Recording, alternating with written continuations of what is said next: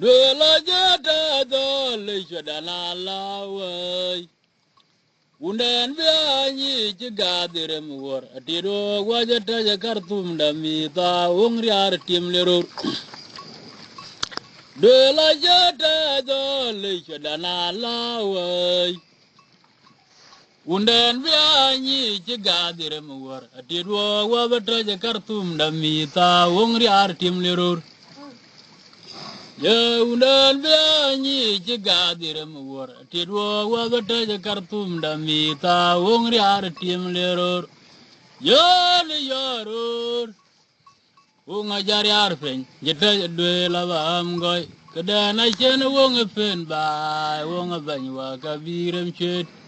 ya le yaror unga bari arfen jeta ru ra bam goy kada na chen wonga fen ba wonga banywa kabirem shit dwe la jeta do le shadana lawai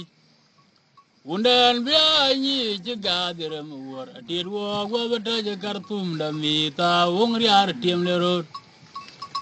dwe la jeta do le shadana lawai Undan bianyi jigadire muwar tirwo wajata jakartum da mita wongri artim leror yani yaror anju wongri arfen kadaj de la bam goy kada na chen wong fen ba wong banywa kabirim shit yani yaror wong ajari arfen anja tajru ra bam goy kada na chen wong fen ba wong banywa ka kire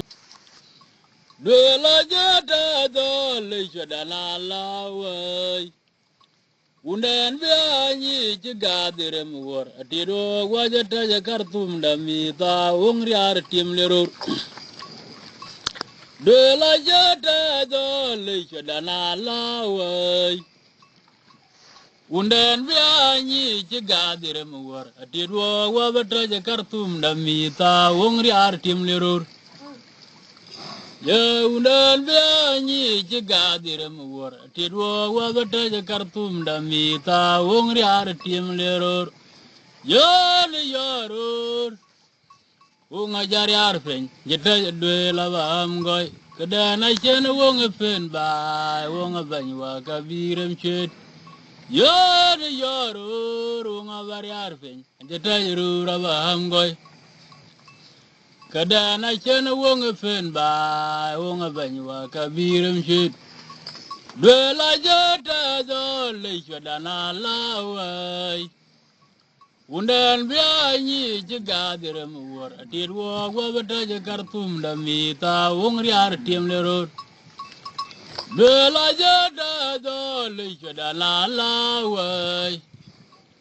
Undan bianyi jigadire muwar tirwo wajata jakartum da mita wongri artim leror yani yaror anju wongri arfen kadaj de la bam goy kada na chen wong fen ba wong banywa kabirem shit yani yaror wong ajari arfen